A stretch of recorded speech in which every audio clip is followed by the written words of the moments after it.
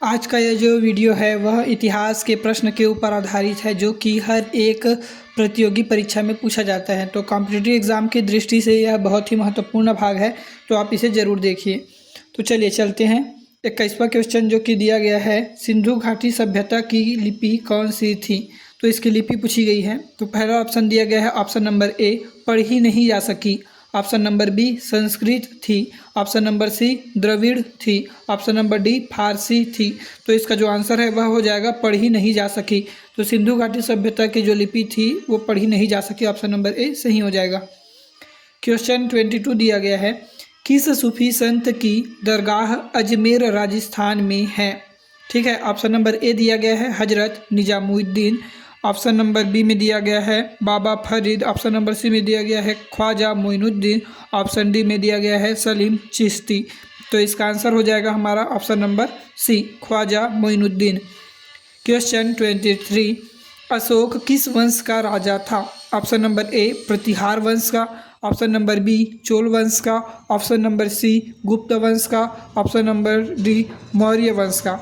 तो हमारा इसका जो आंसर है वह हो जाएगा ऑप्शन नंबर डी मौर्य वंश का शासक था या राजा था।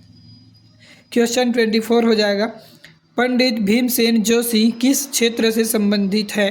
ठीक है, तो किस क्षेत्र से संबंधित है बताना है। ऑप्शन नंबर ए दिया गया है शास्त्रीय संगीत से, ऑप्शन नंबर बी राजनीति से, ऑप्शन नंबर सी समाज सेवा से, ऑप्शन नंबर डी साहित्य से। तो इसका जो सही आंसर है वह हो जाएगा शास्त्रीय संगीत से। ठीक है। क्वेश्चन 25 दिया गया है, किसको पागल राजा कहा जाता था? तो पागल राजा किसको कहा जाता था? मोहम्मद तुगलक को, अलाउद्दीन खिलजी को, गजनी का महमूद को या मोहम्मद गोरी को। तो हमारा जो इसका सही आंसर है वह हो जाएगा मोहम्मद तुगलक को। ठीक है, ऑप्शन नंबर ए सही हो जाएगा, मोहम्मद तुगलक को पागल राजा कहा जाता था। क्वेश्चन 26 है, मौर्यकालीन इतिहास के बारे में जानकारी उपलब्ध कराने वाले ग्रंथ इंडिका की रचना किसने की थी? ऑप्शन नंबर ए में दिया गया है Chanakya, option B Hiuen Tsang, option number C Megasthenes, option number D Fa Hien. तो इसका जो सही आंसर है वह हो जाएगा मेगस्थनीज, ऑप्शन नंबर सी सही हो जाएगा। क्वेश्चन 27, बौद्ध धर्म को किसने प्रोत्साहन दिया? ऑप्शन नंबर ए इनमें से सभी ने, option number B Kanishka, option number C Chandragupta Maurya, option number D Samudragupta. तो इसका जो सही आंसर है वह हो जाएगा हमारा ऑप्शन नंबर बी कनिष्ठ। कनिष्ठ ने प्रोत्साहन दिया था बौद्ध धर्म को। ठीक है। क्वेश्चन 28, आर्य किसकी आराधना करते थे? तो आर्य थे वे किसकी आराधना करते थे? ऑप्शन नंबर ए दिया गया है निम्न में से कोई नहीं, ऑप्शन नंबर बी बैल, ऑप्शन नंबर सी गाय, ऑप्शन नंबर डी प्रकृति के देवताओं की। तो जो आर्य थे वे किसकी आराधना करते थे, किसकी पूजा करते थे? तो वे पूजा करते थे प्रकृति के देवताओं की, ऑप्शन नंबर डी सही हो जाएगा।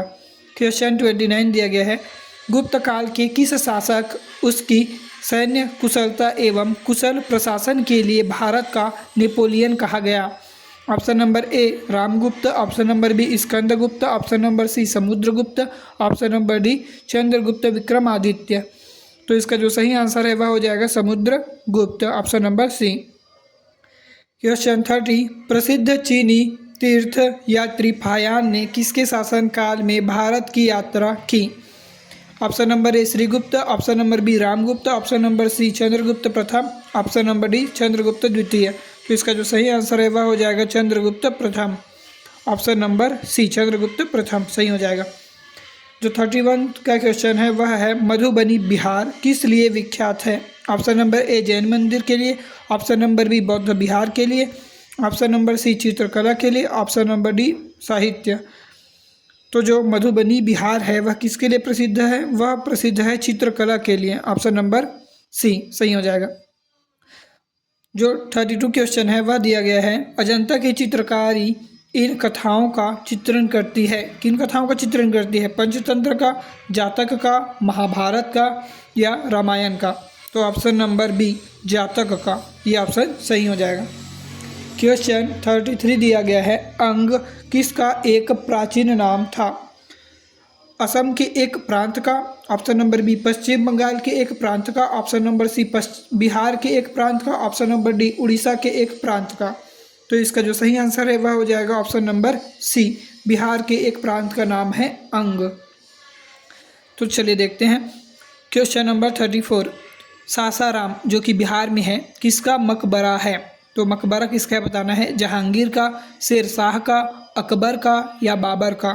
तो इसका जो सही आंसर है वह हो जाएगा शेरशाह का। ठीक है, शेरशाह का मकबरा कहाँ? सासाराम बिहार में स्थित है। ठीक है, क्वेश्चन 35 दिया गया है, ओडिसी क्या है? ओडिसी क्या है? साहित्य है, नृत्य है, संगीत है, चित्रकला है। तो वह है नृत्य। ठीक है, ये शास्त्रीय नृत्य है जो कि उड़ीसा में क्या है, ये प्रचलित है। ठीक है, उड़ीसा का ये जो नृत्य है वो है ओडिसी। ठीक है, तो ऑप्शन नंबर भी सही हो जाएगा, नृत्य है। ठीक है, फिर देखते हैं यहाँ से, शास्त्रीय नृत्य है ना ये। 36 का जो क्वेश्चन नंबर दिया गया है वह है, भारत में प्रथम सिक्के कहाँ चलन में लाए गए? तो प्रथम चलन में कहाँ लाए गए सिक्के को देखते हैं। तो पहला बिहार व पूर्वी Uttar Pradesh, option number B में दिया गया है दक्षिण भारत, ऑप्शन नंबर सी में दिया गया है पश्चिम भारत, और ऑप्शन नंबर डी दिया गया है मध्य भारत। तो इसका जो सही आंसर है वह हो जाएगा ऑप्शन नंबर ए, बिहार व पूर्वी उत्तर प्रदेश। क्वेश्चन 37, हर्ष ने अपनी राजधानी परिवर्तित की? बल्लभी से दिल्ली, कंबोज से कन्नौज, दिल्ली से देवगिरी, थानेश्वर से कन्नौज। तो इसका जो सही आंसर है वह हो जाएगा ऑप्शन नंबर डी, थानेश्वर से कन्नौज। 38वां जो क्वेश्चन है वह है, सिखवाद का प्रवर्तन कब हुआ? 1400 ईस्वी में, 300 ईस्वी में, 1500 ईस्वी में, 1000 ईस्वी में।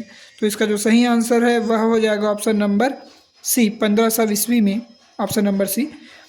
क्वेश्चन 39, भारत के साथ जिन्होंने सर्वप्रथम व्यापार संबंध बनाए वे थे? तो भारत के साथ सर्वप्रथम व्यापार किसने बनाए थे? फ्रांसीसी ने, पुर्तगाली ने, अंग्रेज ने या डच ने? तो इसका जो सही आंसर है वह हो जाएगा पुर्तगाली ने। पुर्तगाली ने सर्वप्रथम व्यापार संबंध बनाए थे। तो ऑप्शन नंबर भी सही हो जाएगा।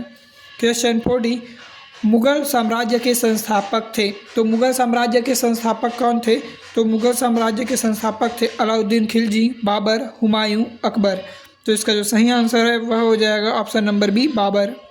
ठीक है, बाबर जो मुगल साम्राज्य के क्या थे? संस्थापक थे। ठीक है, 41 का जो क्वेश्चन है वह दिया गया है, निम्नलिखित में से किसने अपनी राजधानी दिल्ली से देवगिरी स्थानांतरित की? ठीक है, तो ऐसे कौन से शासक थे जिन्होंने अपनी राजधानी दिल्ली से बदलकर देवगिरी स्थानांतरित की? ऑप्शन दिया गया है, मोहम्मद बिन तुगलक, अलाउद्दीन खिलजी, गियासुद्दीन बलबन और यहाँ इल्तुतमिश। तो इसका जो सही आंसर है वह हो जाएगा मोहम्मद बिन तुगलक। ठीक है, जिन्होंने अपनी राजधानी दिल्ली से देवगिरी स्थानांतरित की। क्वेश्चन 42, सांची किसकी कला व मूर्तिकला का निरूपण करता है? तो इसका ऑप्शन दिए गए हैं ईसाई, मुस्लिम, बौद्ध, जैन। तो इसका जो सही आंसर है वह हो जाएगा बौद्ध, ऑप्शन नंबर सी सही हो जाएगा।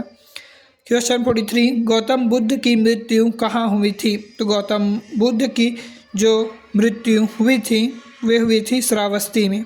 ठीक है, गौतम बुद्ध की मृत्यु कहाँ हुई थी? श्रावस्ती में हुई थी। ठीक है, ऑप्शन 44 और ये लास्ट क्वेश्चन है, दिया गया है अद्वैत के सिद्धांत के प्रतिपादक कौन थे? ऑप्शन दिया गया है स्वामी विवेकानंद, माधवाचार्य, श्री शंकराचार्य और रामानुज। तो इसका जो सही आंसर है वह हो जाएगा श्री शंकराचार्य। जो अद्वैत के सिद्धांत के प्रतिपादक थे वे थे कौन थे? श्री शंकराचार्य जी। तो आई होप कि आप सभी को ये वीडियो पसंद आया होगा। यदि पसंद आया तो इस वीडियो को लाइक कीजिए, और कुछ समझ में ना आया हो तो कमेंट कीजिए, और आप किस किस टॉपिक पर और वीडियो देखना चाहते हैं हमें कमेंट कीजिए, और पहली बार आए हैं तो हमारे चैनल को सब्सक्राइब कीजिए। धन्यवाद।